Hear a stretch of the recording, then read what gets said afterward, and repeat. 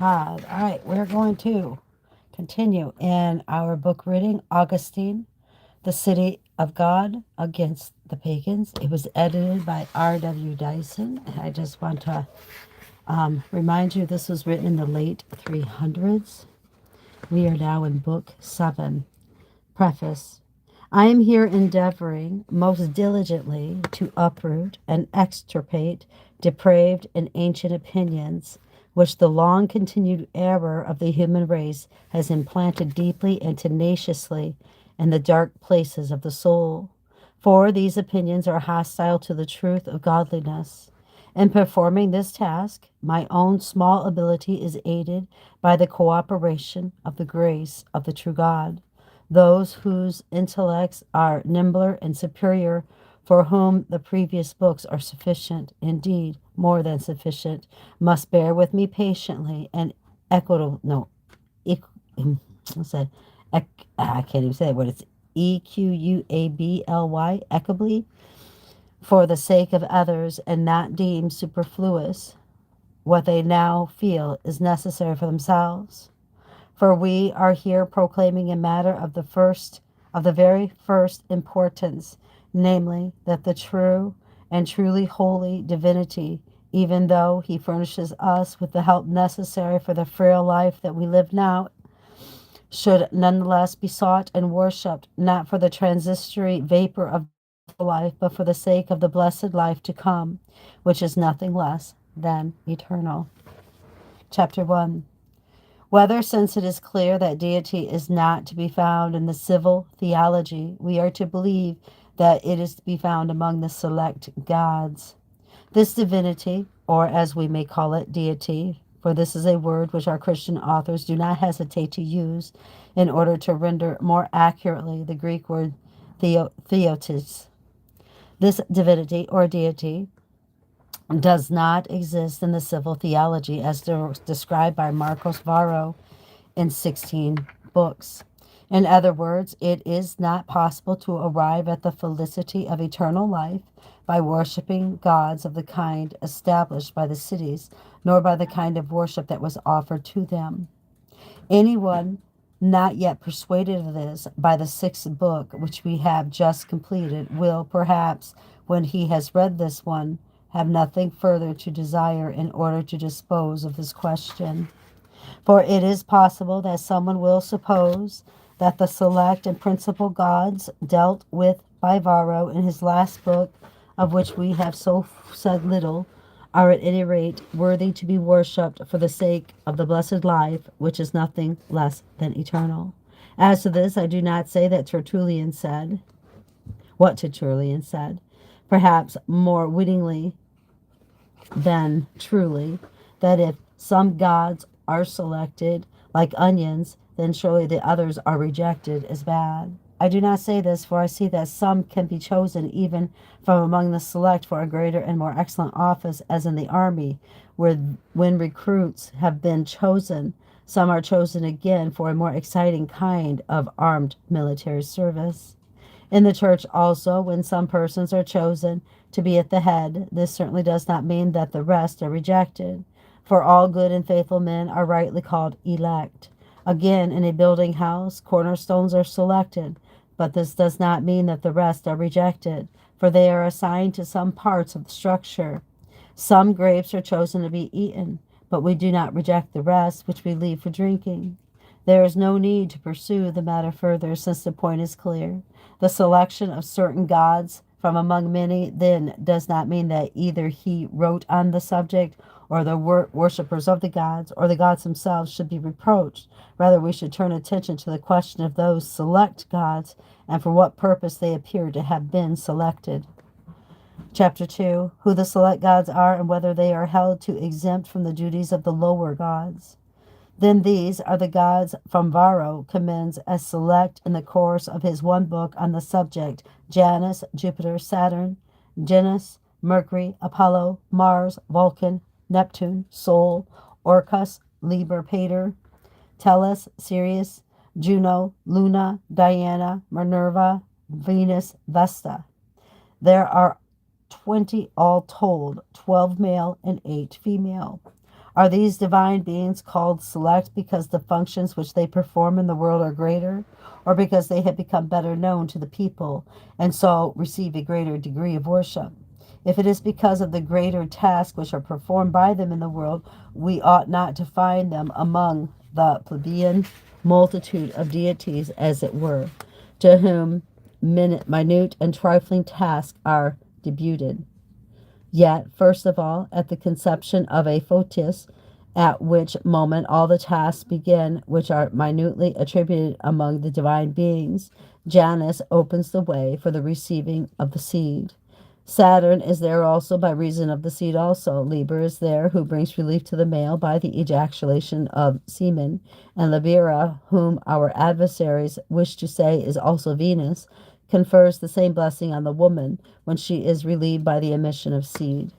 All these are among those called select, but the goddess Mina is there too. She presides over the menstrual flow, and though she is the daughter of Jupiter, she is obscure nonetheless. But this province of regulating the menstrual flow is also assigned to Juno herself by the same author in his book on the select gods. She indeed is the queen of the select gods, yet here, as Juno Lucina, she presides over the same blood in company with the same Mina, her stepdaughter. Also present are two exceedingly obscure gods, Vitaminus and Sinatinas, one of whom bestows life and the other sensation upon the Photis. And although these two are entirely obscure, they surely bestow much more than do all those noble and select gods. For surely without life and sensation, what is the whole of that object carried in the mother's womb but a most worthless thing comparable to slime and dust? Chapter 3. That no reason can be discovered why some gods are called select, since the performance of more exalted functions is deputed to many inferior gods.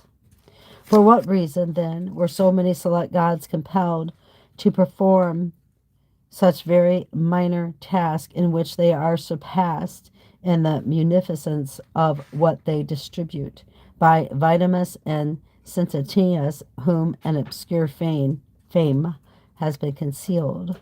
For the select god Janus confers access, a door as it were, for the seed. The select Saturn confers the seed itself. The select Liber confers the emission of seed of men, and Libera, who is also Ceres and Venus, confers the same gift upon women.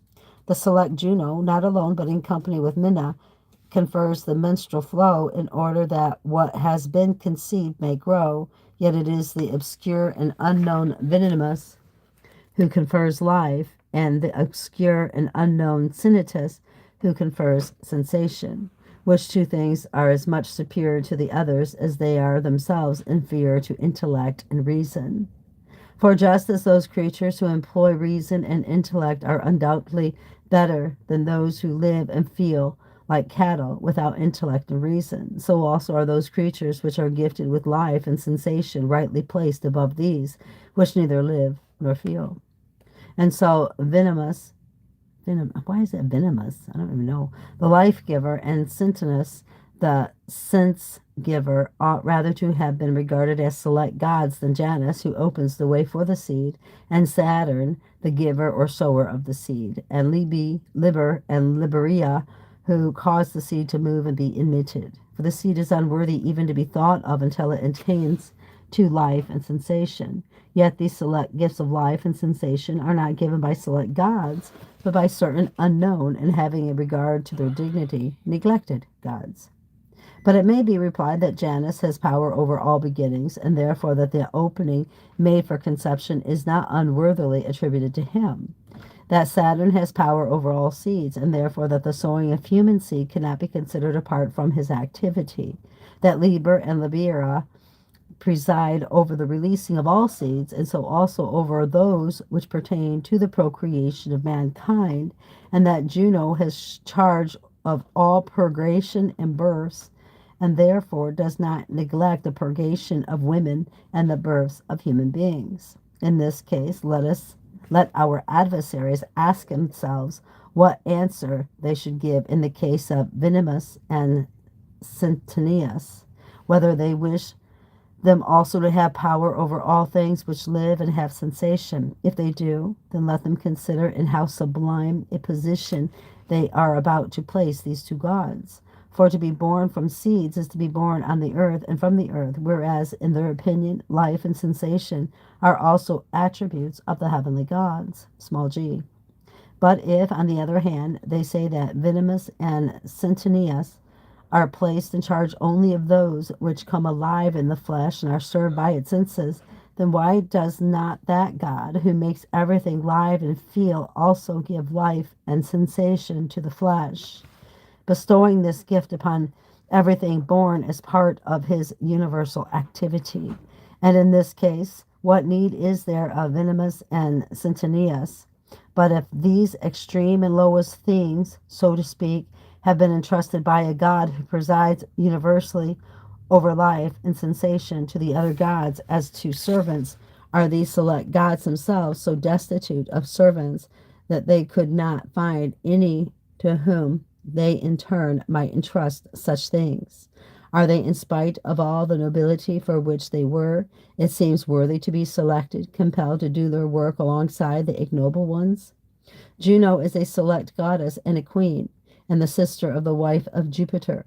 Yes, she is also Iderduca for children, and performs this task alongside the most obscure goddesses, Abina and Adon. Let's see, Abino. That doesn't make any sense.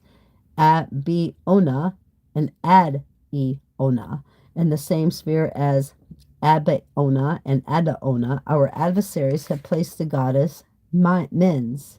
She gives to boys a good mind, yet she is not ranked among the select gods, as if anything greater could be given to a man than a good mind. Juno, however, is placed among the select gods because she is Iderduca and Damiduca, as if it were of any advantage to make a journey and return home again if the mind is not good. But the goddess who bestows the gift of a good mind was never placed among the select gifts by those who made the selection, even though she ought indeed to have preferred to Minerva, to whom in this minute distribution of task they assign the memory of boys.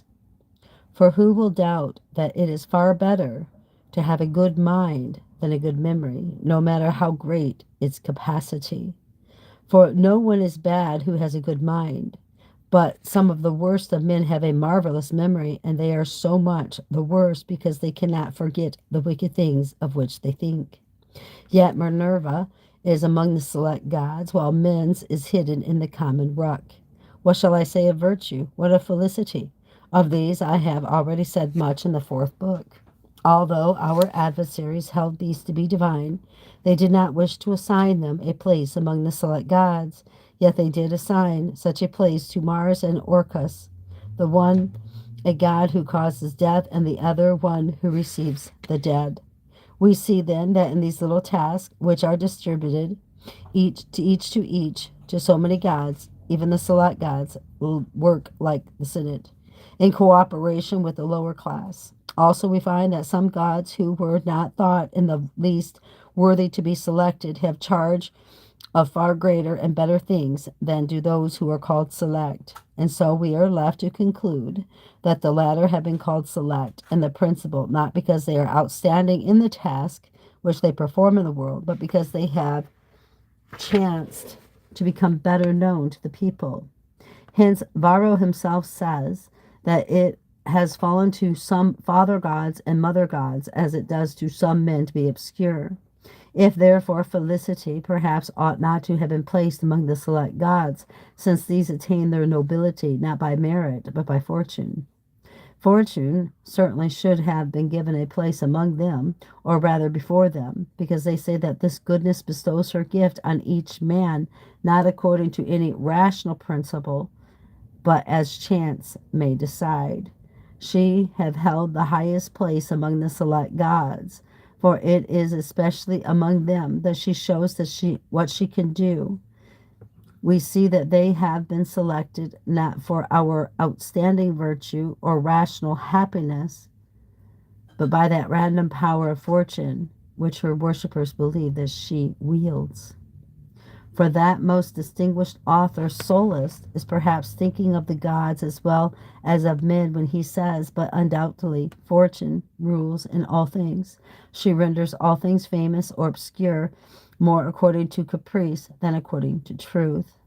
For our adversaries can find no reason why, though both are consecrated as divine beings, Venus should be famous and virtue obscure, for their merits are not to be compared. Or if a divine being has deserved a place of honor because more people seek after it, for more people seek Venus than virtue, then why is the goddess Minerva famous and the goddess Pacuna obscure?